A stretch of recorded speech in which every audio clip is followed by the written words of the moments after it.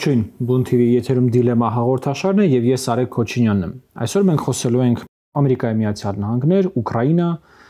ճգնաժամային իրավիճակ եւ այդ ամենի ազդեցությունը Հայաստանի վրա թեմայով։ Իմ հյուրն է Նարեկ Մինասյանը, քաղաքագետ, բարև ձեզ, շնորհակալություն հրավերությունների համար։ Հարգելի հեռուստատողներ, թեման, որին անդրադառնում ենք, վերջին օրերի շաբաթների գուցե ամենակննարկվող թեման է ոչ միայն Հայաստանում, այլ նաեւ աշխարհում։ Միացյալ Նահանգների նոր ադմինիստրացիան որակապես նոր ուրեմն արտաքին քաղաքականություն է սկսում վարել, այն պարտավորությունները, որոնք Միացյալ Նահանգները իրենց վրա վերցրել էին վերջին տարիներին Ուկրաինային ռազմական, ռազմաքաղաքական, ռազմատեխնիկական, ֆինանսական աջակցություն ցուցաբերելու առանձնապես ցանկություն նոր ադմինիստրացիան չունի շարունակելու եւ հակառակը կարծես թե նոր մոտեցում կա Ռուսաստանի հետ հարաբերությունների կարգավորման, Ռուսաստանի հետ մերձեցման այս բոլոր թեմաները կփորձենք հասկանալ եւ հասկանալ դրանց բոլորի ազդեցությունը Հայաստանի վրա։ Պարոն Մինասյան, խնդրեմ։ Իրականում գործընթացը եւ ընդհանրապես հարաբերությունները Միացյալ Նահանգների եւ Ուկրաինայի մեջ մտել են նոր փուլ, ինչը պայմանավորված է իհարկե Թրամփի վերադարձով Սպիտակնում։ Միացյալ Նահանգների 47-րդ նախագահը եկել է իր նոր առաջնահերթություններով եւ վերաձևում է նաեւ Միացյալ Նահանգների արտաքին քաղաքականությունը։ Այդ վերանայումներն ու վերաձևումները չէին կարող շրջանցել նաեւ ուկրաինական հակամարտությունը եւ բնականաբար այդ ուղղությամբ եւս կան որոշակի փոփոխություններ, իսկ փոփոխությունները մասնավորապես վերաբերում են Ռուսաստանի նկատմամբ Միացյալ Նահանգների վերաբերմունքին, Ուկրաինայի հակամարտության կարգավորման տեսլականին եւ այլն եւ այլն։ Եթե փորձենք զուտ ընդհանրացված ներկայացնել, կարող ենք արձանագրել, որ ի տարբերություն Բայդենի վարչակազմի, նոր վարչակազմի համար, Թրամփի վարչակազմի համար Ռուսաստանին թույլատնելը չի համարվում, չի հանդիսանում ռազմավարական առաջնահերթություն։ Ավելին, Թրամփի վարչակազմի համար երկխոսությունը Ռուսաստանի հետ կարևորվում է եւ դա դիտարկվում է որպես կուտակված տարբեր խնդիրների լուծման բանալի կամ բանաձև, այսինքն կան մի շարք կուտակված հարցեր, որոնց համար հենց Ռուսաստանը եւ Միացյալ Նահանգները պետք է նստեն եւ բանակցեն, անգամ Եվրոպական միությունը չպետք է խառնվի դրանց բանակցություններին։ Եվ այսօր եւ օրերս նաեւ պետքարտուղար Ռուբիոն հայտարարեց, որ ուկրաինական հակամարտությունը իրականում պրոքսի պատերազմ է Միացյալ Նահանգների եւ Ռուսաստանի միջեւ, ինչին Ռուսաստանում համաձայնվեցին իհարկե։ Եթե փորձենք այսպես դետալացված գնալ, ապա պետք է արձանագրել, որ վերջին շաբաթների ընթացքում, երբ որ Թրամփի վարչակազմի դիրքորոշումները ավելի ուրվագծվում էին, ավելի որոշակիություն էին ստանում, ի հայտ եկան նաև տարբեր հակասություններ եւ մոտեցումների տարբերություններ Կիևում եւ Վաշինգտոնում։ Դրանցից առաջինը վերաբերում է նախ Միացյալ Նահանգների հնարավոր դերակատարմանը ընդհանուր այս Ուկրաինայի շուրջ զարգացումներում։ Կիևը ակնկալում է, որ Միացյալ Նահանգները պետք է դիրքավորվի որպես Ուկրաինայի դաշնակից եւ աջակցի նաեւ իր դիրքորոշումներին տարբեր հարցերի հետ կապված։ Մինչդեռ Թրամփը պնդում է, որ Միացյալ Նահանգները պետք է դիրքավորվի որպես չեզոք միջնորդ։ Եվ այս մասին նա նաեւ հստակ հայտարարել է քանիցս, եւ սա այդ տարբերություններից մեկն է։ Մյուս տարբերությունը վերաբերում է անվտանգային երաշխիքներին, եթե կարող եք այսպես ձևակերպել։ Ուկրաինական կողմը բնականաբար հաշվի առնելով վերջի 3 տարվա ընթացքում Միացյալ Նահանգների աջակցությունը, դրա կարևորությունը իր պաշտպանունակության համակարգում պնդում է եւ կարևորում է, որ Միացյալ Նահանգները շարունակի այդ դերակատարումը եւ տրամադրի երկարաժամկետ երաշխիքներ եւ ամուր երաշխիքներ։ Նախորդ տարի Զելենսկուն հաջողվել էր Բայդենի վարչակազմի հետ ստորագրել 10-ամյա անվտանգության պայմանագիր, որը նախատեսում էր պաշտպանունակության զարգացում, ինչպես նաեւ աջակցություն եվրոպական եւ եվրատլանտյան ինտեգրման գործընթացներում։ Նոր վարչակազմը ասում է, ես տես չեմ նախորդ վարչակազմի ստանձնած պարտավորություններին։ Ավելին, ես չեմ պատրաստվում անվտանգության լուրջ երաշխիքներ տրամադրել։ Այստեղ գալիս է նոր քայլ, վերջին նորությունն այն է, որ Սպիտակ տանը տեղի ունեցած այդ ձախողված հանդիպումից հետո Միացյալ Նահանգների նոր վարչակազմը որոշեց ընդհանրապես դադարեցնել ռազմական աջակցությունը կամ ռազմական օգնությունը Ուկրաինային, դա վերաբերում է ոչ միայն սպառազինությունների մատակարարմանը, ընդ որում ոչ միայն ապագա ուղարկվելիք, այլ նաև ընթացքում տրանսֆերային process-ում գտնվող զինտեխնիկային սպառազինությանը։ Բացի դա դադարեցվել է նաև հետախուզական տեղեկության տրամադրումը Ուկրաինային, ինչը բավական կարևոր էր թե այսպես հեռահար տարբեր հարվածներ հասցնելու տեսանկյունից, թե նաև այսպես թիկունքում կուտակումների կամ շտաբերի թիրախավորելու տեսանկյունից։ Եվ այսօր փաստացի մենք ունենք իրավիճակ, երբ ուկրաինական բանակը զրկվել է բավական լուրջ աջակցությունից եւ կան տարբեր հաշվարկներ, որ առանց Միացյալ Նահանգների աջակցության ուկրաինական ուժերի դիմադրությունը կարող է շարունակվել մի քանի ամիս։ Դրանից հետո այդ շփման գիծը ուղղակի կփլուզվի։ Իհարկե, այստեղ կարող է կան կարծիքներ եւ հնչում են նաեւ հայտարարություններ Եվրոպայից, որ Եվրոպան պատրաստ է մեծացնել իր աջակցությունը, սակայն ռազմական փորձագետների դիտարկմամբ կա որակական տարբերություն ռազմատեխնիկական այսպես մատակարարումների հարցում։ Եվ բացի այդ, օրինակ ամերիկյան Patriot համակարգերի հրթիռների մատակարարման համար եվրոպական կողմը չի կարող մատակարարել այդ հրթիռները, որովհետև այդտեղ կան ամերիկյան կոմպոնենտներ եւ դրանց մատակարարման համար անհրաժեշտ է Միացյալ Նահանգների համաձայնությունը։ Հետեւաբար սահմանափակվում է եւ այն տեխնիկան, որը մատակարարվել է, դրանց արդյունավետությունը առաջիկայում բնականաբար նվազելու է։ Մյուս բաղադրիչը նույն հակասությունների բլոկը վերաբերում է ՆԱՏՕ-ին Ուկրաինայի անդամակցությանը։ Կրկին ուկրաինական կողմը պնդում է, որ ՆԱՏՕ-ին անդամակցությունը բավական կարևոր անվտանգության երաշխիք կարող է դառնալ հրադադարի հաստատումից հետո, որովհետև դա փաստացի հաշվի առնելով 5-րդ դրույթը հիմնական պայմանագրի ՆԱՏՕ-ի, դա կարող է երաշխավորել, որ եւ կանխել Ռուսաստանի կողմից հնարավոր հետագա հարձակումները, որովհետև ցանկացած հարձակում արդեն կդիտարկվի որպես հարձակում ՆԱՏՕ-ի վրա։ Բացի այդ, ուկրաինական կողմը պնդում է, որ անդամակցությունը նաև ամենաէժան անվտանգության երաշխիքն է, այսինքն միլիարդավոր դոլարներ ծախսելու փոխարեն զենքի սպառազինության տրեյնինգների վրա կարելի է ուղղակի անդամակցությունը կազմակերպել, արագացնել եւ այդ դեպքում բավական էժան ձևով կապահովի նաև անվտանգության երաշխիքներ։ Թրամփի մոտեցումները լիովին այլ են եւ Թրամփը դեմ է նաև ՆԱՏՕ-ին Ուկրաինայի անդամակցությանը եւ պնդում է, որ դա նպատակահարմար չէ, դա Ռուսաստանի համար կարմիր գիծ է եւ դա ավելի շատ կտանի բախման եւ իր նպատակը ոչ թե ՆԱՏՕ-ի ընդլայնումը, այլ հրադադարի օր առաջ հաստատումը։ Հետաբար ուկրաինական կողմը բնականաբար դժգոհություններ է հայտնում, ավելին ուկրաինական կողմի ընկալմամբ Թրամփի այս հայտարարությունները, որոնք բացառում են ՆԱՏՕ-ին անդամակցությունը, թույլատնում են նաև Ուկրաինայի բանակցային դիրքերը, որովհետև մինչև վերջերս դիտարկվում էր, որ բանակցություններում ՆԱՏՕ-ին չանդամակցելը զիջում կարող է մատուցվել Ռուսաստանին, դրա դիմաց Ռուսաստանը ինչ որ զիջում կկատարի։ Հիմա երբ Թրամփը հայտարարում է, որ դա իսպառ բացառվում է, փաստացի ուկրաինական կողմի բանակցային դիրքերը եւս թուլանում են։ Նույնը վերաբերում է իմիջիայլոց նաև տարածքային կորուստների կամ տարածքային զիջումների անհրաժեշտությանը։ Երբ Միացյալ Նահանգներից էլի հստակ հնչում են հայտարարություններ, որ դա անխուսափելի է, պետք է հաշվի լցնել իրողությունների հետ, Կիևում բնականաբար ողջովում է, որ սա էլի թույլատնում է մեր դիրքերը։ Հաջորդ հակասությունների բլոկը վերաբերում է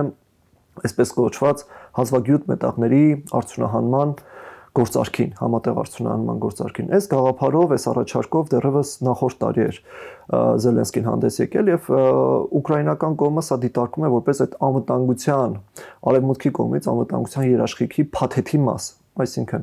համատեղ արդյունահանենք տարբեր հազվագյուտ մետաղներ արտոնյալ պայմաններով եւ այլն, բայց դրա դիմաց կամրագրվեն նաեւ հստակ մեխանիզմներ, անգամ ուկրաինական կողմի ընկալմամբ այդ համատեղ հազվագյուտ մետաղների արդյունահանման պայմանագրում պետք է նաև հենց այդ պայմանագրի մեջ պետք է ամրագրվեն անվտանգության երաշխիքները։ Եվ մինչև վերջերս անգամ Թրամփի ադմինիստրացիայի հետ այսպես հատուկ բանագնաց Կիև եւ գնարկվում էր նաև այդ գործարքի հարցը Զելենսկին մերժել էր, պնդել էր, որ այնուամենայնիվ անվտանգության երաշխիքները պետք է ամրագրվեն, հետո գնաց Սպիտակ տուն, արդեն Սպիտակ տան էլի հռետորաբանությունը տարբերվում էր, թեև հայտարարում էր, որ համաձայնեցված է ընդհանուր պայմանագիրը, բայց նա շարունակեց պնդել, որ դե չի կարող այդպես այդ գործարքը լինել առանց անվտանգության երաշխիքների։ Թրամփի ընկալումը էլի տարբերվում է, Թրամփը ասում է, սա մաքուր բիզնես գործարք է։ Հետեւաբար որևէ անվտանգության երաշխիք սրա մեջ չպետք է լինի։ Ավելին նրա հայտարարել է նաև, որ ամերիկյան ընկերությունների կամ տնտեսական ներկայությունը Ուկրաինայում արդեն իսկ որոշ չափով անվտանգության երաշխիք է, հետեւաբար ավելին չեն կարող առաջարկել ձեզ։ Սա է, պետք է նաև հաշվի նստեք այս ամեն ինչի հետ։ Բնականաբար, այստեղ կա նաև ֆինանսական հարցի հետ հակասություններ, որովհետև այս գործարքը, հանքանյութերի հետ կապված գործարքը, Միացյալ Նահանգները դիտարկում է որպես մինչև օրս Ուկրաինային ցուցաբերած ռազմական աջակցության փոխհատուցման կամ վերադարձի միջոց։ Ուկրաինական կողմը թեև այսպես լուրջ հակաճառություն չունի սրա հետ կապված, չի հակադրվում այդ մոտեցմանը, սակայն պնդում է, որ այստեղ պետք է ճշգրտվեն թվերը։ Ըստ Թրամփի մինչև օրս ուկրաինական կողմը ստացել է 350 միլիարդ դոլարի ամերիկյան օգնություն։ Իհարկե սկզբից 500 միլիարդ էր հայտարարում, հիմա իջել է թիվը 350։ Զելենսկու հաշվարկները լիովին տարբերվում են, Ըստ Զելենսկու ուկրաինական օգնությունը կազմել է Ուկրաինային օգնությունը կազմել է մոտավորապես 100 միլիարդ, մի փոքր ավել։ Էլի տարբեր անկախ ինստիտուտների հաշվարկները եւս ցույց են տալիս, որ դա կարող է մաքսիմում հասնի մինչև 150-160 միլիարդի, բայց դա միանշանակ 350 միլիարդ չէ։ Եվ այստեղ էլ կա շահերի բախում, մոտեցումների տարբերություն, ինչը նաեւ որոշակիորեն դժվարացնում է հնարավոր գործարքի կնքումը։ Գործարքի կնքումի սկզբանե նախատեսված էր Սպիտակ տանը, այդ հանդիպումից հետո նախատեսվում էր, որ երկու երկրի ղեկավարները կստորագրեն հանդիսավոր ձևով այդ գործարքը եւ դա այսպես նոր ստարտ կլինի երկկողմ հարաբերություններում, սակայն դա այդ ցախողված հանդիպման պատճառով դա էլ հետաձգվեց անոր ժամանակով, դրան հաջորդեց ռազմական օգնության դադարեցումը եւ օրեր առաջ Զելենսկին նաեւ այսպես հրապարակային հայտարարությամբ հանդես եկավ, որ ես պատրաստ եմ այնուամենայնիվ վերադառնալ բանակցություններին, Թրամփի առաջնորդության ներքո, աջակցության կասեցումից հետո Թրամփի առաջնորդության ներքո պատրաստ ենք նաև գործարքը ստորագրել եւ այլն եւ այլն։ Փաստացի մենք տեսնում ենք ուկրաինական կողմի դիրքերի որոշակի մեղմացում, ինչը նաև օբյեկտիվ գործոններով է պայմանավորված, հաշվի առնելով Միացյալ Նահանգների դերակատարման կարևորությունը ընդհանուր Ուկրաինայի շուրջ զարգացումներում բանակցային գործընթացի համատեքստում, ինչպես նաև ամերիկյան ռազմական օգնության կարևորությունը Ուկրաինայի համար։ Թեև հնչում էին որոշակի այսպես կանխատեսումներ, որ շատ կարճ ժամանակում այդ հայտարարությունից հետո հնարավոր է ստորագրվի, բայց կան նաև այլ կանխատեսումներ, որ այնուամենայնիվ Միացյալ Նահանգները որոշ ժամանակ կձգի մինչև ստորագրելը, որպեսզի ուկրաինական կողմից այսպես հավելյալ զիջումներ ևս ստանա։ Շնորհակալություն։ Ես կարծում եմ, պարոն Մեսյան, իմաստունի մի հատ մենք անդրադառնանք, թե կողմերից յուրաքանչյուրը ինչ է ուզում սեղանի շուրջ բանակցությունների ընթացքում, հա, ուկրաինական կողմից սկսենք։ Ուկրաինական կողմը այ բովեֆոմիկ ասում ենք անվտանգային երաշխիքներ, ինչ նկատի ունենք։ Ուկրաինական կողմի մտածումը հետևյալն է. հիմա եթե Ռուսաստանը ստանա այն ինչ որ ինքը նվաճել է հողի վրա, սա ընդհանրապես լինելու է զինադադար, ոչ թե խաղաղություն, եւ որոշ ժամանակ անց, երբ որ կստեղծվի նորից համապատասխան հարմար միջազգային իրավիճակ, Ռուսաստանը նորից հարձակվելու է եւ այդ ժամանակ հարձակվելու շատ ավելի հարմար դիրքերից ու կարողանալու է վերցնել ավելին, եթե ոչ ամբողջ Ուկրաինան։ Եվ բացի այդ, այն ամբողջ պատերազմը, որ 3 տարի շարունակ Ուկրաինան մղել է, բոլոր մարդկային կյանքերը, բոլոր նյութական ռեսուրսները ըստ էության ծախսված են լինելու անիմաստ։ Այսինքն ուկրաինական կողմի մոտեցումը հետևյալն է, եթե մենք գնում ենք Թրամփի առաջարկած ճանապարհով, Թրամփի խաղաղության ճանապարհով, դա ընդհանրապես զինադադար է, որը ի վերջո ավարտվել է Ուկրաինայի ամբողջական կործանմամբ։ Այստեղ ամենակարևոր փոփոխականը, եթե կուզեք, դա հետևյալն է. արդյոք Թրամփի խաղաղության բանաձևի մեջ կա այդ եվրոպացի խաղարարների խաղապահ կոնտինգենտի բաղադրիչը թե ոչ, որովհետև մենք տարբեր բաներ ենք լսում Եվրոպայից, Միացյալ Նահանգներից ենք տարբեր բաներ լսում։ Հիմա սա շատ կարևոր բաղադրիչ է դառնում։ Արդյոք այդ 30,000-անոց կոնտինգենտը, որը որ քննարկվում էր, ի վերջո տեղակայվելու է Ուկրաինայի Ալիշտեն ինչ-որ մնացել է Ուկրաինայից։ Դրա եւ Ռուսաստանի միջեւ, որտեղ եթե անգամ դա չի լինում, ապա իսկապես մենք գործ ունենք ընդհանրապես կարճատևնի զինադադարի հետ, որից Ռուսաստանը շատ մոտ ապագայում օգտվելու է։ Ինչա ուզում Ռուսաստանը բանակցային սեղանի շուրջ։ Ռուսաստանը ամենաառաջինը ըստ իս եւ սա մենք տեսանք Լավրովի հայտարարության մեջ, բացառում է եվրոպացիների ներկայությունը։ Բնականաբար ավելի մեծ անվտանգային երաշխիքների մասին էլ չենք խոսում, ՆԱՏՕ-ին անդամակցություն եւ այլն եւ այլն։ Բացառում է եվրոպացիների ներկայությունը, ուրեմն հողի վրա այդ 30,000-ից կոնտինգենտի ներկայությունը, իսկ եթե ավելի լայն ենք վերցնում, ապա Ռուսաստանը ուրեմն որևէ կերպ չի փոխել իր քաղաքականությունը, Ռուսաստանը առնվազն հետսովետական տարածաշրջանում ուզում է բացարձակ դոմինանտություն եւ այդ հետսովետական տարածաշրջանի ամենակարևոր բաղադրիչը Ռուսաստանը իր համար համարում է Ուկրաինան եւ այդ ռուսական կայսրության համար բնորոշ դեպի արևմուտք ուրեմն տարածքներ ունենալու տարածքներ ձեռք բերելու հին ռազմավարության տրամաբանության մեջ եւ չափերի առումով եւ բնակչության առումով եւ սևծովին մուտք ունենալու առումով այս բոլոր առումներով ամենակարևոր կտորը հետսովետական ժառանգության, ասպես ասենք, Ռուսաստանի համար շարունակում մնալ Ուկրաինան եւ Ռուսաստանը հազիվ թե բավարարվի նրանով ինչ որ ինքը ձեռք է բերել, մանավանդ եթե ինքը տեսնի, որ դա հնարավոր է մարսել ըստ էության, ինչպես որ հնարավոր եղավ մարսել իր ագրեսիան Վրաստանում, հետո ինչպես հնարավոր եղավ մարսել իր ագրեսիան 2014 թվականի Ղրիմում, եւ հիմա եթե ինքը կարողանա մարսել անգամ սա կնշանակի, որ ինքը բացարձակ անպատժելի պետություն է ըստ էության։ Ինչ են ուզում սեղանի շուրջ եվրոպացիները։ Ինչքանով են իրանք սեղանի շուրջ, սա էլ ըստ էության բանավեճի հարց, որովհետև մենք տեսանք, որ Միացյալ Նահանգները ոչ միայն առանց Ուկրաինայի գնացին այդ բանակցությունները, նաև առանց իրենց բուն դաշնակիցների գնացին այդ բանակցությունները, որտեղ մեկը կարող է ասել, դե բայց Միացյալ Նահանգները ինչ ֆորմալ պարտավորություններ ունի Ուկրաինայի առջև, բայց Միացյալ Նահանգները շատ կոնկրետ ֆորմալ պարտավորություն ունի եվրոպացիների առջև, եւ եվրոպացիների հետ ունի ռազմավարական դաշնակցություն ու միևնույն այդ ռազմական դաշինքի անդամներ են։ Բայց այո, Միացյալ Նահանգները սկսեցին առնվազն բանակցություններ առանց եվրոպացիների եւ առանց եվրոպացիների կարծիքը հաշվի առնելու։ Մենք նաև տեսնում ենք տարբեր հայտարարություններ այս ադմինիստրացիայից եւ փոխնախագահի մակարդակով, նախագահի մակարդակով, պետքարտուղարի մակարդակով բավական ագրեսիվ միջոցով Եվրոպական միության հանդեպ։ Օրինակ Թրամփից մենք լսում ենք, որ Եվրոպական միությունը Միացյալ Նահանգների դեմ ստեղծված կառույց է, Վենցից փոխնախագահից մենք լսում ենք, որ Եվրոպական միությունը խառնում է, որ իր խնդիրները Ռուսաստանը չի, չգիտեմ, Արևելքը չի, Եվրոպական միության խնդիրները միայն ներսում են, որ Եվրոպական միությունը շեղվել է ժողովրդավարական զարգացման ճանապարհից եւ այլն եւ այլն։ Սրան ինչ են արձագանքում Եվրոպայում, երևի թե այսպես ամենա հստակ արձագանքը մենք տեսանք Ֆրանսիայի նախագահից, ով սկսեց խոսել դեռևս բանակցությունների օրերից, որ Եվրոպան մի տարած չի, որտեղ երկու գիշատիչ պետք է գան եւ ինչ ուզեն անեն, իսկ ավելի ուշ այդ խոսակցությունը սկսեց ավելի կոնկրետ դառնալ, առաջինը ֆրանսիական միջուկային այդ անձրևանոցի տարածումը ամբողջ Եվրոպայի վրա, միացյալ ռազմական ուժերի ձևավորում, այդ ոլորտ ներդրումների ավելացում, այս հարցում արտակարգ կարևոր էր Գերմանիայի ընտրությունների արդյունքները, որովհետեւ կար տարբերակ, որ մոտապես այդ նմանատիպ Միացյալ Նահանգների ադմինիստրացիա կարգավորվեր նաև Գերմանիայում, այդ դեպքում ընդհանրապես անհասկանալի էր դառնալու Եվրոպական միության ապագան, բայց հաղթեց մի ուժ ըստ էության, որը բավականին հստակ կողմնակից է Ուկրաինային աջակցության շարունակության, եւ այս առումով մենք տեսնենք ամենայն հավանականությամբ ֆրանս-գերմանական որոշակի մերձեցում, մտերմացում, ջանքերի միասնականացում, հստակ է, որ Լեհաստանն է աջակցելու այս բոլոր գործընթացներին, որտեղ ամենաառաջին տուժող հնարավոր պետությունը հենց Լեհաստանն է պատմականորեն, այսպես ասենք, ռուսական իմպերիալիզմի ճանապարհին, Բալթիկ երկրներն են հստակ, որ միանշանակ է իրենց դիրքորոշումը որն ալնելու ընդհանուր առմամբ այս ամենա պրոմիացում, այսպես ասենք, բլոկն է։ Կա հակառակ բլոկը, Հունգարիա, Սլովակիա, որը առաջին անգամը չի, առաջին ամիսը չի, նույնիսկ առաջին տարին չի, որ խնդիրն է Եվրոպական միությունում։ Մենք նույնիսկ տեսանք, որ ուրեմն Հունգարիան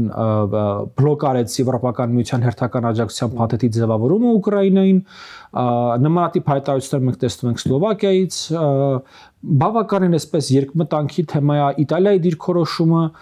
Իսպանիան եւ Պորտուգալիան աշխարհագրորի ամենահեռուն գտնվելով այս ամեն ինչից նույնպես շատ այսպես նեյտրալ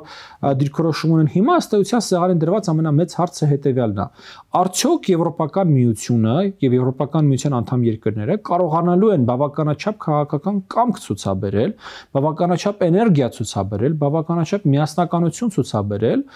առաջինը սեփական անվտանգության պատասխանատվությունը իրենց ուսերին վերցնելու վրա Միացյալ Նահանգներից, որտեղ ոնց որ թե ակնհայտ է, որ Միացյալ Նահանգները չի պատրաստվում շարունակել անձրևանոցը ուրեմն տարածել Եվրոպական միության վրա։ Սա առաջինը, եւ երկրորդը դրա ավելի այսրոպեական հարցը, արդյոք Եվրոպական միությունը կարողանալու է աջակցել Ուկրաինային այնչափ, որ Ուկրաինան առանց Միացյալ Նահանգների մասնակցության կարողանա շարունակել պատերազմը առնվազն ինչ-որ մի ժամանակահատված։ Ու սա շատ կոնկրետ հարցեր են, որոնք ենթադրում են ռազմաարդյունաբերության մեջ շեշտակի ներդրումներ, որոնք ենթադրում են, եթե անհրաժեշտ լինի, մարդկային ներուժով եւ առանց ամենափակումների այլևս ռազմական տեխնիկայով աջակցություն Ուկրաինային ու ֆինանսական աջակցություն Ուկրաինային։ Հիմա այստեղ կան պրոներ եւ կան այսպես մինուսներ, հա, պրոների մեջ պետք է դիտարկենք, որ Եվրոպական միությունը որպես տնտեսություն աշխարհի թիվ 1-ն է։ Եվրոպական միությունը, եթե մենք հավաքական ենք վերցնում, Միացյալ Նահանգներից մեծ է։ Չասենք, որ բնակչությունով է մեծ, այլ չասենք, որ Ռուսաստանից է իրականորեն մեծ թե տնտեսությամբ, թե բնակչությամբ։ Եվ հիմա հարցերի հարցը այն է, թե այդ ամբիցիոզ խոսակցությունները, որ մենք լսում ենք, մինչև 1 տրիլիոն եվրոյի չափ ներդրում անվտանգության մեջ, ի վերջո դրանք ռեալիզացվում են, եվրոպացիները պատրաստ են լինում իրենց անվտանգության համար վճարել, թե պատրաստ չեն լինում, որովհետև գիտեք, սա աշխարհի չափին ճշմարտությունն է, որը որ հայազգին համենայն դեպս պետք չի բացատրել, մենք սրա երևի 300 տարվա փորձ ունենք, որ եթե դու չես ծախսում, չես ներդրում քո անվտանգության մեջ, դու ներդրում ես ուրիշի անվտանգության մեջ։ Մոտապես այսպես։ Հիմա ինչ են ուզում Միացյալ Նահանգները։ Ես տեսնում եմ ամենատարածված բացատրությունը այս քաղաքականության, որ Թրամփի ադմինիստրացիան վարում է, խելագարություն եւ նմանատիպ այլ բառապաշարն է։ Ես կարծում եմ դա շատ հեշտ բացատրություն է իհարկե, բայց երբեք ուրեմն այս մակարդակի հարցերը խելագարությամբ առավելին հռոմեական կայսրության փլուզումից հետո եւ Կալիգուլայի Ներոնի նման կայսրերից հետո չեն լուծվել։ Ինչ է տեղի ունենում ըստ էության։ Այն որ Վաշինգտոնի համար եւ հատկապես այս ադմինիստրացիայի համար գլխավոր ախոյանը Մոսկվան չէ, Ռուսաստանը չէ, այլ Պեկինն է, Չինաստանն է, դա հստակ է։ Այն որ Միացյալ Նահանգները ուզում է իր ամբողջ քաղաքական էներգիան եւ ռեսուրսները կենտրոնացնել Խաղաղ օվկիանոսյան ռեգիոնում եւ Չինաստանի հետ գլոբալ դիմակայության ուրեմն հարցում, դա նույնպես ակնհայտ է։ Հիմա այս առումով Միացյալ Նահանգների համար արտակարգ կարևոր է դառնում Ռուսաստանի նեյտրալիզացիան որպես Չինաստանի դաշնակից, որտեղ այս ուկրաինական պատերազմի տրամաբանության մեջ բավականին էականորեն մերձեցել էին Մոսկվան եւ Պեկինը եւ քանի գնում էր այդ մերձեցումը ավելի էր նշмарելի դառնում, հա, ոնց որ Ռուսաստանը գնում էր դեպի, այսպես ասենք, Չինաստան։ Սա Միացյալ Նահանգներում գնահատեցին հատկապես այս ադմինիստրացիան, այսպես ասենք, գնահատեց որպես ամենամեծ մարտահրավեր, որ բոլոր ամեն գնով պետք է Ռուսաստանին հետ պահել, հետ քաշել Չինաստանից։ Եթե սա անելու ընթացքում հաջողվի մի բան անել այնպես, որ եվրոպացիներն ու ռուսները իրենց հարաբերությունները չկարգավորեն, դա միայն ավելի լավ է Միացյալ Նահանգների համար։ Կստացվի, որ Միացյալ Նահանգները կարգավորել է իր հարաբերությունները Ռուսաստանի հետ ու յետապայել Ռուսաստանին Չինաստանից, բայց միևնույն ժամանակ Եվրոպական միությունը զբաղված է լինելու Ռուսաստանով եւ չի կարողանալու հարաբերությունները նույնքան կարգավորել Չինաստանի հետ։ Իսկ իր ամբողջ ներուժը ներդնելու այդ բան Ռուսաստանին զսպելով։ Սա Միացյալ Նահանգների համար որպես շախմատի կոմբինացիա երևի թե այս պայծությամբ սեղանին դրված ամենալավ հնարավոր զարգացումն է։ Չհաշված իհարկե ուղղակի Ռուսաստանը կազմալուծել, կազմակերպելու տարբերակը, որ չրի Ռուսաստան, որ մի հատ կարողանա Չինաստանի հետ մերձենալ, այսպես ասենք։ Ինչը երևի թե ինչ-որ գիտաֆանտաստիկայի ժանրից է։ Սա ըստ էության այնա ինչ որ անում է այս ադմինիստրացիան։ Ու եւս մեկ անգամ գալիս ենք մի երևի թե նորից մեր պատմության մեջ 300 տարի անընդհատ այդ նույն ճշմարտությանը, որ հզոր տերությունները, հզոր պետությունները փոքրերի, թույլերի, միջին անգամ պետությունների համար միմյանց հետ մինչև վերջ պատերազմի չեն գնում։ Որպես կանոն պայմանավորվում են իրար հետ այդ միջին փոքր պետությունների հաշվին։ Եվ Ուկրաինան կամաց մոտենում է մի կետի, երբ որ ուկրաինական պատերազմը դառնալու է վերաճելու է ուկրաինական ողբերգության, մոտապես այնպես ինչպես որ եղավ Հայաստանի հետ 20-րդ դարասկզբին։ Սա այն պարագայում, եթե իմ նշած բոլոր ուրեմն կողմերի հաշվարկները իրացվում են եւ Միացյալ Նահանգներն կարողանում են ռեալիզացնել այն քաղաքականությունը, որը որ իրենք պլանավորել են, այսպես ասենք։ Բայց մի բան է իհարկե քաղաքականություն մշակելը, բոլորովին այլ բան է քաղաքականություն իմպլեմենտացնելը։ Եվ ես հիմա նաեւ ուզում նշել, թե իմ կարծիքով որտեղ է մնացել կետը այս պլանի։ Այն որ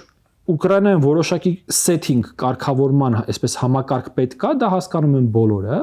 եւ Թրամփը արել է ինչ-ինչ առաջարկություններ ըստ պայդրությամբ։ Հիմա նորից ամենամեծ հարցն է, թե 30,000-ից կոնտինգենտ այդ առաջարկությունների մեջ կա, թե չկա։ Ամենահավանական կետը, որտեղից կարող ամեն ինչ չաշխատել, այն է, որ Ռուսաստանը դրան չհամաձայնվի։ Որովհետեւ Ռուսաստանը առաջին անգամ չէ, որ ենթադրելով որ կա 3x-ի հնարավորություն փորձելու է ստանալ դրանից 2 անգամ կամ 3 անգամ շատ փորձելու է ստանալ 9x։ Այսինքն որ պայն Միացյալ Նահանգները անեն առաջարկություն Ռուսաստանին, Ռուսաստանը հողի վրա Ուկրաինային փորձելու է ստանալ ավելին։ Դա կարող է հասնել իջով մի հատ կետի, երբ որ Միացյալ Նահանգներում հաշվարկ են ուղղակի, որ դա այլևս անդրամաբանական գործարք է։ Այդ պարագայում մենք կվերադառնանք ամենայն հավանականությամբ նախորդ փուլում գոյություն ունեցող տրամաբանության, այսինքն այն տրամաբանությունը, որ բոլոր ռեսուրսները ուղղված են ուրեմն Ուկրաինային աջակցությանը։ Այս ամբողջ պատմության մեջ բավականին ուշագրավ է մի քանի այլ խաղացողի դիրքորոշումները, իմաստով օրինակ Միացյալ Թագավորության, որը առաջին փուլում շատ էսպես Ֆրանսիայի հետ միասին, այսպես ուսուսի տված փորձում էր հասնել ինչ-որ արդյունքների, բայց առաջին իսկ ըստ էության խնդիրների առաջ գալու պահից, այսինքն այն պայծի որ Միացյալ Նահանգները հստակ ցույց տվեցին, որ իրենք կասեցնում են ռազմական աջակցություն Ուկրաինային, ըստ էության Ստարմերը հետ քայլեր սկսեց անել, ասեց, գիտեք ինչ առանց ամերիկացիների հնարավոր չէ, պետք է այնպես անել, ամերիկացիները մասնակցեն եւ այլն եւ այլն։ Այս առումով իհարկե շատ հետաքրքիր է նաև այլ ուժային կենտրոնների դերակատարությունը, ինչպես նշեցի, դա առաջին հերթին Թեհրանն է եւ Թուրքիան եւ Հնդկաստանը։ Այս առումով ես զգում եմ, որ դուք Թուրքիայի մասով ունեք ասելիք։ Չէ, ես ասեմ Եվրամիությունից եւ տարածենք նաև այլ տարածաշրջաններ։ Եվրամիության մասնակցության հետ կապված, տեսեք, բավական ակտիվորեն քննարկվում է Եվրամիության մասնակցության հարցը։ Եվրոպացիները նախ պնդում են, որ Եվրամիությունը այն հիմնական դերակատարներից է, որը անգամ Միացյալ Նահանգներից ավելի շատ է ներդրել Ուկրաինայի անվտանգության ապահովման գործում եւ բացի այդ ի տարբերություն Միացյալ Նահանգների, այս ուկրաինական պատերազմը անմիջական սպառնալիքներ է ստեղծում նաև հենց եվրոպական անվտանգության համար եւ հետեւաբար եվրոպական կողմը պետք է մասնակցի այդ բանակցություններին։ Ուկրաինան եւս պնդում է, որ Եվրամիությունը պետք է մասնակցի։ Եվ բավական ակտիվորեն վերջերս շրջանառվում էր այդ նաև եվրոպական գործիչների կողմից նախկին բարձր ներկայացուցիչ Ժոզեփ Բորելի խոսքերը, որ եթե դու սեղանի շուրջ ես, դու ուրեմն մենյուում ես։ Այսինքն սա բավական տիպիկ արտահայտություն է եւ ցույց է տալիս, որ եթե Եվրամիությունը չմասնակցի այդ բանակցություններին, Եվրամիության շահերը կքննարկվեն եւ կբանակցվեն առանց Եվրամիության։ Սակայն Միացյալ Նահանգները այստեղ ունի այլ մոտեցում եւ առնվազն հնչել են հայտարարություններ, որ նպատակարարված չէ Եվրամիության մասնակցությունը բանակցություններին եւ հատուկ բանագնացը Թրամփի ասաց, որ մենք կպաշտպանենք ձեր շահերը բանակցային գործընթացում։ Ինչը նոնսենս է իհարկե եվրոպական կողմի համար։ Ավելին, ըստ Վաշինգտոնի, Եվրոպական միությունը կարող է մասնակցել բանակցություններում ինչ որ պահի, երբ որ օրինակ սկսի քննարկվել Ռուսաստանի դեմ պատժամիջոցների չեղարկման հարցը, հաշվի առնելով, որ եվրոպական կողմը ընդունել արդեն 16 պատժամիջոցների փաթեթներ։ Այսինքն այդ փուլում է նախատեսվում ըստ Միացյալ Նահանգների Եվրամիության ներգրավումը։ Եվրամիության ներգրավման մեկ այլ ձև դա հնարավոր այսպես խաղապահների տեղակայումն է, ինչի մասին խոսեցիք։ Թրամփը մի քանի անգամ հրապարակային դրական է արտահայտվել այդ գաղափարի շուրջ, նշելով, որ նաև որոշ երկրներ, Միացյալ Թագավորությունը, Ֆրանսիան այդպես նման պատրաստակամություն են հայտնում, բայց այստեղ կա այլ մոտեցում։ Ռուսական կողմը մի փոքր այսպես հետաքրքիր տակտիկա է ընդունել։ Ընդհանուր առմամբ խաղապահների տեղակայմանը, այդ թվում նաև եվրոպացի խաղապահների տեղակայմանը չի հակադրվում, սակայն պնդում է, որ դրանք չպետք է լինեն ՆԱՏՕ-ի անդամ երկրներից։ Այսինքն շատ շվեյցարացիները, նորվեգացիները միգուցե նորվեգիան անդամ է կներեք։ Հա, եւ Ավստրիան օրինակ։ Հա, ԵՄ-ի անդամ լինեն, բայց ՆԱՏՕ-ի անդամ չպետք է լինեն։ Երևի նրանք Ավստրիայի մասին է խոսքը, որտեղ Շվեյցարիան անդամ չի ԵՄ-ի։ Չէ, Շվեյցարիա եւ Ավստրիա փաստացի։ Բայց Շվեյցարիան ԵՄ-ի անդամ չի։ Դա կապ չունի։ Կարևորը բայց եվրոպացի են իրենք։ Դե ասում սերբերն է կարող լինեն։ Ոչ ՆԱՏՕ անդամ լինելու է սկզբունքն առաջ քաշվում, ու որովհետեւ բացատրությունը հետեւյալն է, որ այս ամեն ինչի պատճառներից մեկը ՆԱՏՕ-ի ընդլայնումն էր։ Հիմա եթե դուք փաստացի անգամ անդամ չի դառնում Ուկրաինան, այդ դեպքում ՆԱՏՕ-ի զորքերը բերում եք այստեղ, այլ տարբերությունը ո՞րն է։ Սա էլ է մեր համար կարմիր գիծ ու անընդունել։ Ու այստեղ կարող է այդ հակասությունների ու այդ բախումը լինել, անգամ որովհետև ռուսական կողմը անգամ այսպես դեմ չի արտահայտվում Եվրամիությանը Ուկրաինայի անդամակցության, ասում կարող եք հանգիստ անդամակցել, դա ձեր ինքնիշխան իրավունքն է, բայց ՆԱՏՕ-ի անդամակցության հարց չի կարող քննարկվել։ Անցնենք Ֆրանսիային նախաձեռնությանը։ Ֆրանսիական կողմը եւ մասնավորապես նախագահ Մակրոնը փաստացի փորձում է ստանձնել այդ եվրոպական առաջնորդությունը, Եվրոպայի առաջնորդությունը, փորձելով նաեւ իր վրա այսպես իր շուրջ հավաքել եվրոպական առաջնորդներին, արդեն մի քանի հանդիպումներ են տեղի ունեցել եւ շատ ճիշտ նշեցիք, որ Գերմանիայի ընտրությունները այս առումով բավական կարեւոր են, որովհետեւ Ֆրիդրիխ Մերցը նոր ապագա հավանական կանցլերը, որը ԿՍՄ-ԿՍԴ դաշինքից է, նա եւս այսպես բավական Եվրոպամետ դիրքորոշում ունի եւ անվտանգային հարցերով շատ ավելի կոշտ դիրքավորում ունի, քան նախորդ գործող կանցլերն է Օլաֆ Շոլցը եւ բավական մեծ է հավանականությունը, որ այնուամենայնիվ մենք ականատես կլինենք առաջիկայում ֆրանս-գերմանական տանդեմին, որը տարիներ շարունակ գործում էր Եվրամիությունում եւ այսպես առաջատար ուժներ դարձել եվրոպական տարբեր հարցերում։ Ավելին, օրինակ Ֆրիդրիխ Մերցը նաեւ կարեւորում է, որ այդ եվրոպական միջուկային հովանոցի գաղափարը առաջ տարվի, հաշվի առնելով, որ Գերմանիան միջուկային ուժ չէ, սակայն այսպես պաշտպանության կարիք ունի։ Այստեղ բավական հետաքրքիր է նաև Լեհաստանի դիրքավորումը եւ այսպես բավական այսպես վառ արտահայտող հայտարարություն է արել Լեհաստանի վարչապետը, ասում են շատ աբսուրդային իրավիճակ է, որովհետև փաստացի 500 միլիոնանոց Եվրամիությունը խնդրում է 350 միլիոնանոց Միացյալ Նահանգներին իրեն պաշտպանել 170 միլիոնանոց Ռուսաստանից։ Սա այդ աբսուրդի ողջ բայց շատ այսպես հստակ ձևակերպել է խնդիրը, այո։ Եվ փաստացի դա նաև արտահայտում են քննարկումները, որոնք այսօր կան նաև Եվրամիությունում, այսինքն նոր անվտանգային համակարգի ձևավորում, որի կենտրոնում կլինի հենց Եվրամիությունը, որը կախում չի ունենա նաև Միացյալ Նահանգներից։ Իդեպ, այստեղ հազար անգամ ներողություն, մենք պետք է նաև արձանագրենք, որ այս առումով ռացիո կա նրա մեջ ինչ որ ասում է Թրամփի ադմինիստրացիան, որ 300 միլիոնոց Միացյալ Նահանգները անվտանգության վրա ծախսում են 3 անգամ ավելի շատ, քան ամբողջ եվրոպական մայրցամաքային, քան ամբողջ եվրոպական միությունը, այդ 500 միլիոն բնակչությամբ։ Ինչը ըստ Թրամփից առնվազն անազնիվ է ամերիկացի ուրեմն հարկատուի նկատմամբ։ Դա այսպես ռացիոնալության հատիկ ունի անգամ, եթե զուտ ֆինանսական թվերը նայենք, տեսեք, ՆԱՏՕ-ի անդամ երկրներից ՆԱՏՕ-ում կա ընդունված ստանդարտ, որ անդամ երկրները իրենց բյուջեի կամ իրենց հնայի 2.3%-ը պետք է ուղղեն պաշտպանական ծախսերին։ ՆԱՏՕ-ի անդամ, եթե կլորացնենք մոտ 10 երկիր, մինչև օրս չի ապահովում այդ նվազագույն շեմը։ Եվ այս ֆոնին, եթե մենք դիտարկում ենք Թրամփի հայտարարությունները, որը մշտապես պնդել է, որ ՆԱՏՕ-ի բեռը չպետք է միայն ընկած լինի Միացյալ Նահանգների վրա, անդամ երկրները պետք է մեծացնեն իրենց ներդրումները, դեռ իր նախագահության առաջին տարիներին, առաջին շրջանում այս հայտարարությունները էլի կային։ Այս երկրորդ շրջանում կառավարման Թրամփի կողմից ավելի ռադիկալ հայտարարություններ են հնչում, որ ՆԱՏՕ-ի անդամ երկրները պետք է իրենց պաշտպանական այդ բյուջեները ավելացնեն 5%-ի չափով։ Այսինքն այն երկրները, որոնք անգամ 2-3% չէին ապահովում, հիմա ինչպես են 5% ապահովելու, շատ մեծ հարց է։ Ու այս ամեն ինչի հետ կապված մեկ այլ հարց է գալիս, որը թերևս լինելու ամենակարևոր մարտահրավերը Եվրամիության համար, արդյոք այդ երկրները պատրաստ են հավելյալ միջոցներ, ունեն քաղաքական կամք եւ ֆինանսական ռեսուրսներ, հավելյալ միջոցներ հատկացնել, բացի ՆԱՏՕ-ից, մի հատ էլ եվրոպական պաշտպանական համատեղ համակարգի ձևավորման համար, որովհետեւ սա բավական լուրջ ֆինանսական բեռ է լինելու այդ երկրների համար, եւ այստեղ ուղղակի պետք է քաղաքական որոշում բոլոր անդամ երկրների կողմից։ Հիմա այդ քայլը արվում է թե չէ։ Այստեղ նաև քննարկվում է ակտիվորեն, որ հնարավոր է ոչ բոլոր երկրները միանան, այլ ինչ որ խումբ առանձնանա, որը ի վերջո այդ որոշումը քաղաքական կարևոր որոշումը կկայացնի եւ պատրաստակամություն կունենա հավելյալ ռեսուրսներ ներդնել ռազմարտությունաբերության մեջ, պաշտպանական նոր համակարգի ձևավորման մեջ, որը լիովին կփոխի Եվրոպայի անվտանգային ճարտարապետությունը։ Միևնույն ժամանակ այս միտումները եւ այս արկա խաղաղությունները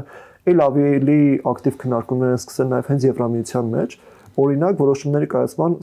մեթոդաբանության հետ, ինչպես հայտնի կոնսենսուսի սկզբունքը այնտեղ գործում է 27 բոլոր 27 անդամները պետք է համաձայնությունը տան, օրինակ Ուկրաինային ռազմական աջակցությունը մեծացնելու հետ կապված։ Հունգարիան, ինչպես նշեցիք, ակտիվորեն այսպես վետոյի քաղաքականությունն է կիրառում եւ ինչ որ առումով չարաշահում է իր վետոյի իրավունքը։ Եվ հիմա եկել է պահը, այսօր մի քանի օր առաջ Կայա Կալասը նաև հայտարարեց, որ միգուցե արդեն ժամանակը պահա հասունացել է, որպեսզի այս մեծամասնության սկզբունքը ընդունվի։ Եթե մեծամասնությունը կողմ է քվեարկում, կապ չունի որևէ երկիր առարկություն ունի չունի, պետք է միությունը որոշում կայացնի, որովհետև այդ կոնսենսուսի սկզբունքը ահավոր դանդաղեցնում է ռազմավարական կարևոր որոշումների ընդունումը, եւ դա ինչ որ առումով նաև սպառնալիքի տակ է դնում Եվրոպայի անվտանգությունը։ Ու դարձնում է անգործունի աստիճան։ Որովհետև վերջի 2-3 տարում մենք անընդհատ տեսել ենք տարբեր հարցերի հետ կապված, մասնավորապես Վիկտոր Օրբանի վետոները։ Ընդ որում Հայաստանն էլ ինչ-որ առումով բախվել է այդ հարցին, այո, խոսքը վերաբերում է եվրոպական խաղաղության հիմնադրամից Հայաստանի համար նախատեսված ֆինանսական աջակցությանը, որը նախորդ տարի առաջին անգամ 10 միլիոն եվրո տրամադրվեց Հայաստանին, ոչ մահաբեր, այսպես սպառազինություն ձեռք բերելու համար կան քննարկումներ, որ այս տարի եւս 10 միլիոն նախատեսվում է Հայաստանին եւ հարցը այս տարի էլ Հունգարիան այսպես փորձի կիրառել այո։ Այս ամեն ինչի մեջ իհարկե մեզ առաջին հերթին հետաքրքրում է թե ինչպես այս ամենը ազդելու Հայաստանի վրա։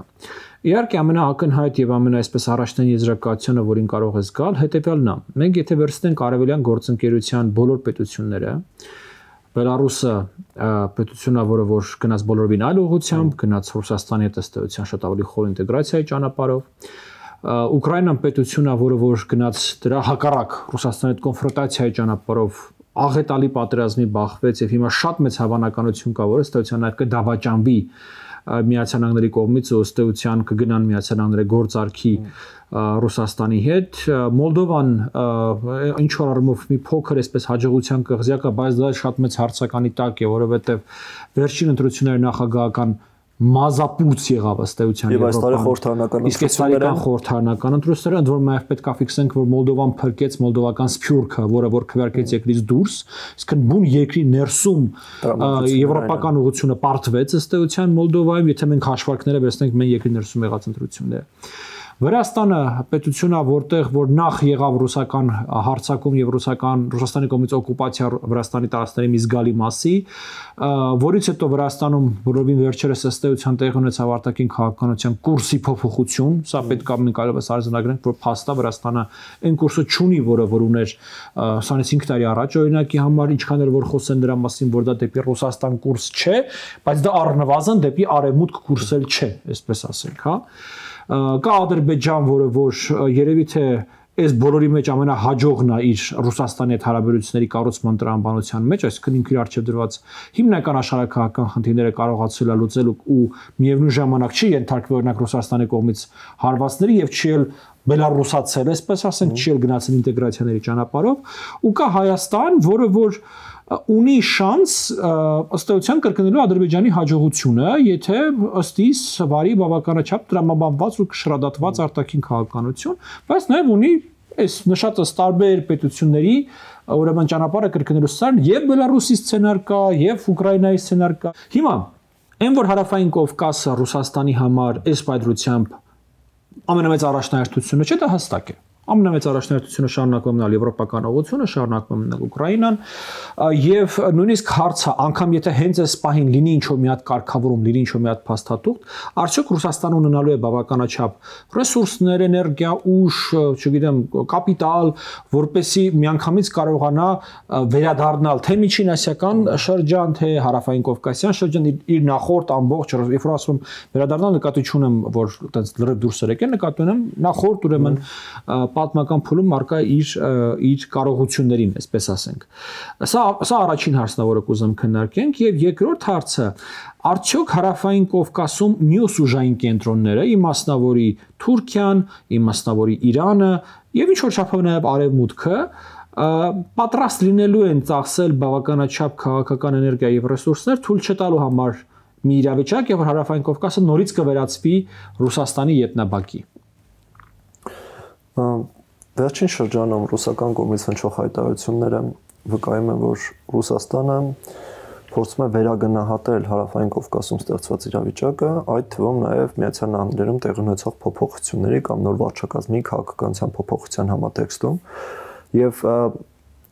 բնականաբար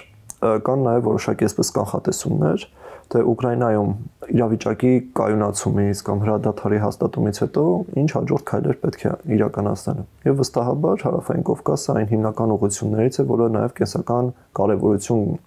կամ շահերի գոտի է Ռուսաստանի համար, սակայն համաձայն եմ, որ այդ վերադարձը կամ նախկին դիրքերի վերականգնումը այդքան էլ հեշտ չի լինելու, որովհետև առնվազն գետնի վրա եւս իրողություններ փոխվել են, սկսած գործիքակազմի արկայությունից օրինակներով խոսենք, օրինակ Ադրբեջանում վերջին լարվածության ֆոնին մենք ականատես եղանք, որ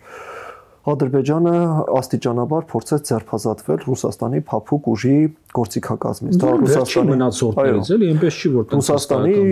տուններ, որը գործում էր կամ Սպուտնիկ Ադրբեջաններ եւ այլն, ընդ որում նաեւ որոշ քաղաքական գործիչների նկատմամբ այսպես հետապնդումներ կարելի ասել, բայց դեռևս մամուլում հետապնդումներ են սկսվել։ Բացի այդ, փոխվել է նաև հանրային տրամադրությունները, նույն Հայաստանում, եթե դիտարկում ենք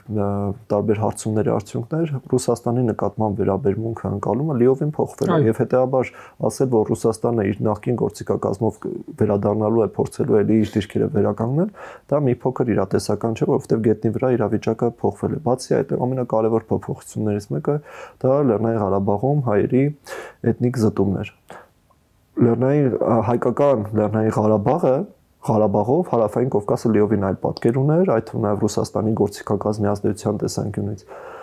Հայաթափված էթնիկ զտման ենթարկված Լեռնային Ղարաբաղը, որտեղ ընդամենը մնացել է 8 հայ, դա լիովին այլ պատկեր է փոխում, ավելին ռուս խաղապահներն էլ դուրս եկան ընդհանրապես Լեռնային Ղարաբաղից եւ հետեւաբար այդ փաստացի, որ ինչը ըստ էության Ռուսաստանի ամենահիմնական գործիքակազմն էր ապահովում հարավային Կովկասում, այդ թվում նաև թե Ադրբեջանի, թե Հայաստանի վրա ազդեցության տեսանկյունից։ Հիմա մենք փաստացի տեսնում ենք, որ ռուսական կողմը զրկվել է նաև այս գործիքակազմից։ Եվ օրինակ Հայաստանի դեպքում հիմնական գործիքակազմը շարունակում է մնալ տնտեսական լծակները, Ադրբեջանի դեպքում դրանք շատ ավելի բարդ են իրավիճակը եւ մենք ականատես ենք լինում, որ փաստացի ռուսական կողմը փորձում է այսպես որոշակի զիջումներ կատարել, հայտնի է որ ադրբեջանական ինքնաթիռի կործանումից հետո, երբ ադրբեջանական կողմը հստակ պահանջներ ներկայացրեց, ներողություն խնդրել, փոխհատուցում տրամադրել եւ այլն, մենք հիմա տեսնում ենք, որ ռուսական կողմը ինչ որ պահի գնաց կոնֆրոնտացիայի, որ այսպես հրապարակավ ցույց էր տալիս, որ մենք դա չենք անում, Պուտին-Ալիև հեռախոսազանգի ժամանակ Պուտինը ներողություններ խնդրում միայն նրա համար, որ դա տեղի ունեցել Ռուսաստանի օդային տարածքում եւ ոչ թե նրա համար, որ ռուսական պանցիր էս համակարգներ կիրառվել եւ դրանով վերջացվել, բայց վերջին օրերին մենք տեսնում ենք որոշակի փոփոխություններ, ինչը բավական կարեւոր է եւ որպեսզի Հայաստանում եւս ուշադրություն դարձնեն, առաջինը ռուսական ապահովագրական ընկերությունը փոխհատուցում է տրամադրել արդեն ինքնաթիռի համար եւ հիմա փոխհատուցում է տրամադրում ուղևորներին։ Կադիրովը չգիտես ինչու որոշեց պարգևատրել այդ ադրբեջանական օդանավի անձնակազմին, դրանից հետո օրեր առաջ մենք տեսանք, որ Մոսկվայում նախատեսվում է Հեյդար Ալիևի արձանը տեղադրվել, արդեն այսպես նախապատրաստական աշխատանքներն են, այս ամեն ինչ ցույց է տալիս, որ ռուսական կողմը որդեգրել է այդ հարաբերություններում այս լարվածությունը հարթելու, սուրաճումները, կորացնելու, սիրաշահելու քաղաքականություն եւ բնականաբար ինչ որ պահից մենք կտեսնենք նաեւ դրական կամ այս լարվածության թուլացում նաև մեդիա դաշտում։ Ինչի միտումները արդեն իսկ նկատել է եւ սակայն առաջիկայում վստահաբար մենք կտեսնենք դրա առավել վառ դրսևորում եւ ռուս ադրբեջանական այդ դաշնակցային հարաբերությունները վստահաբար կշարունակվեն իրենց ունով։ Առավել եւս, եթե մենք հաշվի ենք առնում, որ Ռուսաստանի դիրքերը Ուկրաինայում փաստացի ավելի են ամրապնդել, ինչը Ալիևը եւս չի կարող հաշվի չառնել։ Իհարկե սա եւս կարեւոր է։ Ինչ վերաբերում է նաև Հայաստանին, Հայաստանի համար բավական կարեւոր է նախ հասկանալ Միացյալ Նահանգների նոր վարչակազմի քաղաքականությունը, ընդհանրապես քաղաքական տրամաբանությունը, որովհետև օրինակ կային ամենատարբեր վերլուծություններ նույն Զելենսկի-Թրամփ հանդիպման հետ կապված, իհարկե կային կողմերի վերլուծություններ, որը Թրամփին էին քննադատում, անգամ հնչեց հայտարարություն, որ պատրաստված էր այս սադրանքը եւ այլն, կային հայտարարություններ, որ այնուամենայնիվ Զելենսկին անպատրաստ էր գնացել, բայց կային նաև այսպես բավական հետաքրքիր գիծ, որ Զելենսկին Թրամփի հետ շարունակում էր խոսել այն նույն բառակազմով, որով խոսում էր Բայդենի հետ։ Մենք պաշտպանում ենք ժողովրդավարություն եւ այլն եւ այլն։ Այդ թեմաները ինչքան էլ օբյեկտիվ լինել, Թրամփին այդքան էլ հետաքրքիր չեն։ Թրամփին ավելի հետաքրքիր է իր տնտեսական շահերը, իր նախընտրական խոստումների կատարումը, որովհետև Ուկրաինայում կրակի դադարեցումը, ընդ որում օր առաջ կրակի դադարեցումը իր նախընտրական խոստումներից մեկն է։ Թե ինչ գնով կդադարեցվի այդ ամեն ինչը եւ ինչ զիջումների գնով, դա արդեն երկրորդ հարց է, որը էական չէ եւ ամերիկացի ընտրողի համար մեծ հաշվով մեկ է, այո։ Սա էլ պետք է հաշվի առնենք։ Միևնույն ժամանակ բավական կարևոր է ուշադիր հետևել Եվրոպայում ընթացող զարգացումներին։ Սա բավական տևական զարգացում է, որը ժամանակ է պահանջելու Եվրոպայում էլ այդքան էլ հարց չի ընթանում, կան երկրներ, որոնք դիմադրում են այս նոր անվտանգային ճարտարապետության ձևավորմանը։ Եվ բավական կարևոր է, որ հայկական կողմը առնվազն կապի մեջ լինի բոլոր կողմերի հետ, փորձի ճիշտ դիրքավորվի, փորձի հնարավորինս նաև իր հերթին իրենից հասնող հնարավոր ամեն ինչ անի տարածաշրջանում առիթներ չստեղծի նոր էսկալացիաների համար, որովհետև այս քաոսային իրավիճակում եթե լինի էսկալացիա, չեմ կարծում, որ Թրամփի վարչակազմի համար կամ եվրոպական ղեկավարների համար այդ էսկալացիան կլինի top առաջնահերթությունների կարծում։ Այո։ Այն որ ինչքան ավելի անհանգիստ տեղ է դառնում աշխարհը, այնքան ավելի էժան է դառնում Ադրբեջանի կողմից Հայաստանի վրա հարձակման այսպես գինը, դա հստակ է եւ դա իր մեջ շատ լուրջ ռիսկեր է պարունակում եւ պատահական չէ որ Թրամփի կողմից Ուկրաինայի նկատմամբ վարվող այս արտաքին քաղաքականության ֆոնին ըստ էության ավելանում է Հարավային Կովկասում էսկալացիայի հնարավորությունը։ Այն որ Ադրբեջանը վերջին օրերին մենք տեսանք հայտարարություններ, հա, թե իբր թե հայկական կողմից ուրեմն կրակի դադարեցման ռեժիմի դադարեցման ուրեմն միջադեպ է տեղի ունեցել, դրան զուգահեռ ուրեմն թուրք-ադրբեջանական ռազմական զորաբարժությունները Կարսում, այս ամենը իհարկե մեծագույն մտահոգություններ առաջացնում։ Նաև այն փաստը, որ շատ երկար տևեց մինչև վերջին բանակցային փաթեթում ուրեմն եղավ վերջապես պատասխան հայկական կողմին, իհարկե այստեղ մի հատ էլ հարց է, թե ինչ ա եղել իրանից ներկայացրել այդ պատասխանը, որտեղ շատ մեծ հավանականություն կա ըստեյության, որ այդ պատասխանը ուղղակի մերժում ա եղել հայկական կողմի առաջարկություններին, ոչ որևէ ուրեմն այլ քննարկում կոնտենտային։ Սա այս բոլորը իհարկե բավական լուրջ մտահոգություններ են առաջացնում։ Սրան զուգահեռ պետք է նաև արձանագրել, որ առնվազն այս պահին կարծես թե Ադրբեջանում կա այն ռացիոին են եկել, որ այս ոչ պատերազմ, ոչ խաղաղություն իրավիճակը ընդհանուր առմամբ ձեռատար է Ադրբեջանին, որովհետև մի կողմից, քանի դեռ չի բացվել հայ-թուրքական սահմանը, Հայաստանի տնտեսական զարգացումը որակապես այլ ստրուկտուրա ու այլ տեմպ չի ունենալու, իսկ արկա պայմաններում Ադրբեջանը առնվազն մի տասնամյակ շարունակելու է բացարձակ գերակայություն ունենալ, եւ իրենք իրենց այդ ճոխությունը կարող են թույլ տալ ոչ խաղաղության գնալ, ոչ պատերազմի գնալ, պահպանել այս իրավիճակը ու նայել թե առաջիկա զարգացումները դեպի ուր են տանում աշխարհը, ինչպիսին են դառնում միջազգային հարաբերությունները, արդյոք ուժի կիրառումը դառնում է ել ավելի, այսպես ասենք, նորմալ մի բան միջազգային հարաբերություններում, թե ի վերջո մենք գնում ենք դեպի ինչ որ կարգավորումներ, ինչ որ settlement, հա, այս նոր իրավակարգ է ձևավորվում եւ ըստ այդմ կախված դրանից գնալ որոշակի ուրեմն կարգավորումների։ Այս ամեն ինչի մեջ իհարկե շատ կարեւոր է էականա Ռուսաստանի դիրքորոշումը, որովհետեւ ի տարբերություն մեզ Ադրբեջանը Ռուսաստանից սահման ունի եւ ինչքան էլ Ռուսաստանը հիմա սիրաշահում է, այսպես փորձում է հարթել ամեն ինչ, ես կարծում եմ Ադրբեջանում միևնույնն է բավականին մեծ մտավախություն, թե չասեմ հիմնական մտավախություն ունեն կապված Ռուսաստանի հետ ու բոլոր կարգավորման գործընթացները, որոնք որ միջև այս պատեղի են ունենում Հայաստանի ու Ադրբեջանի միջև, դրանցից ամենաակտուալը ըստեյության Ռուսաստանի համար շարունակում է մնալ կոմունիկացիաների թեմատիկան եւ առնվազն ֆորմալ առումով Ռուսաստանը շարունակում է մնալ կոմունիկացիաների թեմայի մեջ։ 3 փոխվարչապետերի ձևաչափը միջև այս պահը չի լուծարված չի, այո, չի գործում, բայց նաև լուծարված չի, ու դրան զուգահեռ ի տարբերություն մնացած երկու ֆորմատների դելիմիտացիա, դեմարկացիա ու խաղաղության պայմանագրի, այստեղ ձևավորված չի նաև ուղիղ հայ-ադրբեջանական երկխոսության ձևաչափ։ Այսինքն հստակ է, չէ, որ կա դելիմիտացիա, դեմարկացիա երկկողմ ձևաչափ, մեր Գրիգորյան եւ Շաֆիև, Շահին Մուստաֆաև ներողություն։ Հստակ է, որ կա խաղաղության պայմանագրի շուրջ բանակցություն, էլեկտրոնային դիվանագիտությունը երկում, բայց այ կոմունիկացիաների թեմայով այլ ընտրանք, որը որ ըստ էության պետքա դառնար հենց այն գործիքը, որով որ պետքա լուծարվեր երակողմը, չի ձևավորվել։ Եվ ես կարծում չի ձևավորվել ոչ պատահականն է, որովհետև սա այն թեման է, որը ամենահետաքրքիրն է, ամենակարևորն է Ռուսաստանի համար, որովհետև այդ ճանապարհն է, որը որ նաև ոչ միայն արևելք-արևմուտք տրամաբանություն ունի, այսինքն ոչ միայն կապում է Ադրբեջանը Թուրքիային, դա նաև այն ճանապարհն է, որը որ հյուսիս-հարավ տրամաբանությունն է, այսինքն կապում է Ռուսաստանը Իրանին։ Քանի դեռ կառուցված չի Ադրբեջանի տարածքով ուրեմն երկաթ գիծը, այդ հայտնի Ռաշտ Աստարա հատվածը, ապա Մեղրիում կառուցելու դեպքում սա է դառնում երկաթ գիծը, որը որ կապում է Ռուսաստանը Իրանին, եւ սա ամենակարևոր հարցն է ըստեյության այս պայմաններում, այս տարածաշրջանում Ռուսաստանի համար։ Այս բոլորը էլ ավելի սրված նշանակություն են ունենում, երբ մենք ֆիքսում ենք մի բան, որ 22 թվականին տեղի ունեցած այդ հայտնի ճգնաժամի կասեցումը ինչ որ չափով հնարավոր դարձավ Միացյալ Նահանգների վճռական մասնակցության միջոցով եւ այն հարաբերական կայունությունը, որը որ մենք վերջին 2-3 տարիներին վայելում ենք այս տարածաշրջանում, մենք վայելում ենք մեծագույն առումով նաեւ Միացյալ Նահանգների ակտիվ մասնակցությամբ եւ Միացյալ Նահանգների կողմից հովանոցի տրամադրման քաղաքական, իհարկե ոչ մենք չենք խոսում ՆԱՏՕ-ի մասին կամ նմանատիպ այլ բաների մասին, բայց քաղաքական է այդ կարգավորման արդյունքում։ Հիմա, եթե ստեղծվում է մի իրավիճակ, երբ որ Միացյալ Նահանգները Հարավային Կովկասը դարձնում են ոչ առաջնահերթություն, ոչ կամ առնվազն այն մակարդակով ներգրավվածություն չի ունենում, որը որ ունեն Բլինկենի, իդեմս Բլինկենի 22 թվականից սկսած, իսկ ես ուզում եմ հիշեցնել ինչ եղավ 22 թվականին։ Ըստ էության եղավ այդ չհաստատված, այսպես ասենք, հա, հայտարարությունը, որ ռուսական կողմը հայկական կողմին պահանջ է ներկայացրել ըստ էության Մեղրիում հող հատկացում անելու եւ ցանկապատ կառուցելու, հայկական կողմը դա օգոստոսին այդ խոսակցության արդյունքում մերժել է եւ սեպտեմբերին եղել է հարձակում Հայաստանի վրա Ադրբեջանի կողմից, այսինքն այստեղ ինչ-որ տես գուշակելու բան չկա, հա, թե ինչ է տեղի ունեցել։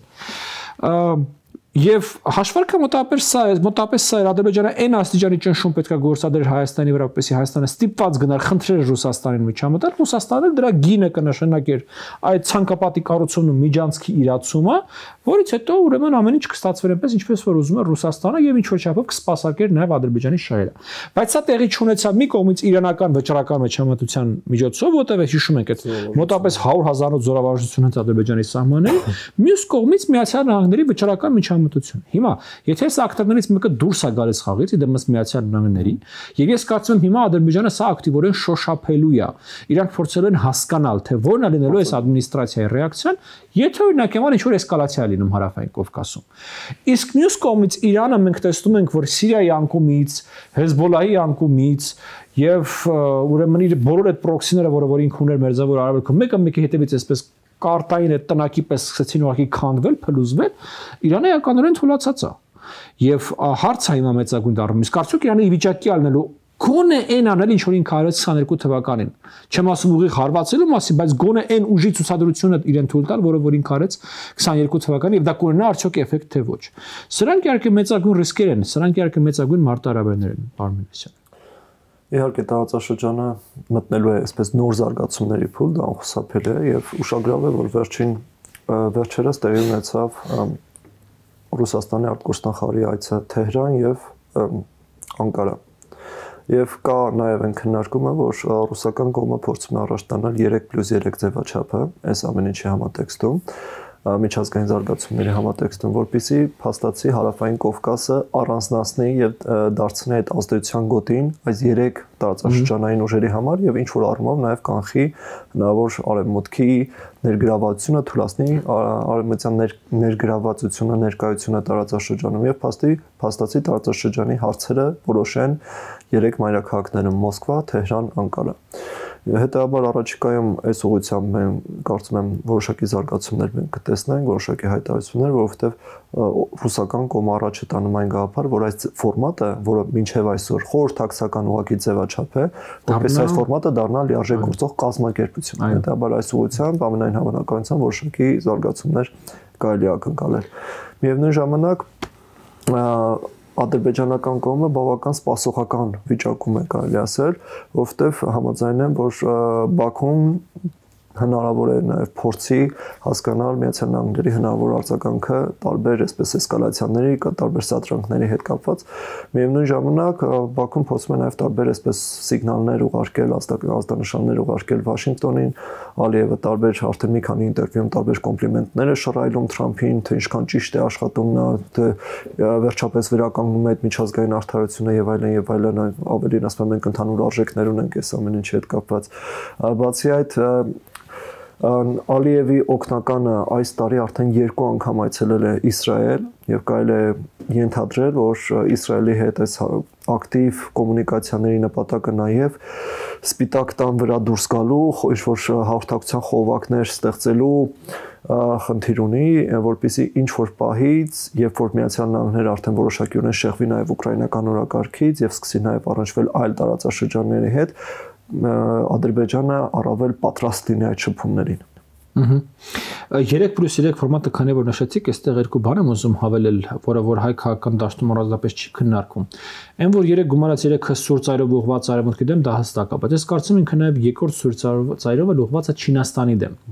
Որովհետև նկատեք, վերջին տարիներին Հարավային Կովկասի 3 երկրներից 2-ը ստորագրել են ռազմավարական գործընկերության պայմանագիր ոչ թե արևմուտքի հետ, այլ Չինաստանի հետ։ Ավելին խոշորագույն ենթակառուցվածքային նախագծերը հիմա ֆինանսավորվում են Հարավային Կովկասում Չինաստանի կողմից։ Անակլիայի խորեջրիա պորտը, ուրեմն Բաքուից, Բաքու, Թբիլիսի, Բաթում այդ մագիստրալը, այդ մեծ հսկա ճանապարհային ուրեմն ենթակառուցվածքներ, սրանք բոլորը չինական պրոյեկտներ են եւ ավելին միջին միջանցքը չի կարող չանցնել Հարավային Կովկասով իր կոնցեպտուալ մակարդակում, հա։ Այս բոլորը նաեւ ես կարծում եմ նյարդայնացնում է ու լարում է Ռուսաստանին, որովհետև ավանդաբար ցամաքային ճանապարհը Չինաստանից արևմուտք անցնում է Ռուսաստանով եւ դա հյուսիսային ճանապարհն է։ Եթե միջին միջանցք իրացվում է, ինքը առաջինը իրենց Ռուսաստանին է այսպես շրջանցում, հա։ Այս ճանապարհը նաեւ ոչ Իրանի, ոչ Թուրքիայի շահերից չի ելնում, որտեղ իրանք էլ են ըստ էության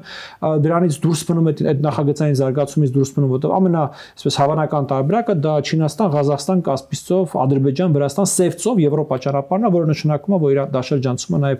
Թուրքիային ու Իրանին։ Այնպես որ ես կարծում եմ 3 գումարած 3-ը նաեւ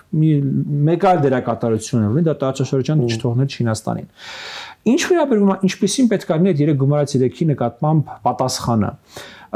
Ըստ էության Հարավային Կովկասի 3 երկրները այս հարցին կարող են պատասխանել միասին։ Եթե իրանք 3 գումարած 3-ին պատասխանում են 3-ի ֆորմատով։ Այսինքն ինչպես դուք նշեցիք, կա տարբերակ, որ եթե 3 գումարած 3-ը ձևավորվում է որպես կազմակերպություն, ստացվում է իրավիճակ, որ Հարավային Կովկասի բոլոր հարցերը լուծվում են Թեհրանում, Մոսկվայում ու Անկարայում, հա։ Սրան պատասխանելու միակ ֆորմատը դա այնա, որ Երևանը, Բաքուն ու Թբիլիսին փորձեն հարցերը լուծել հենց Երևանում, Թբիլիսիում ու Բաքվում։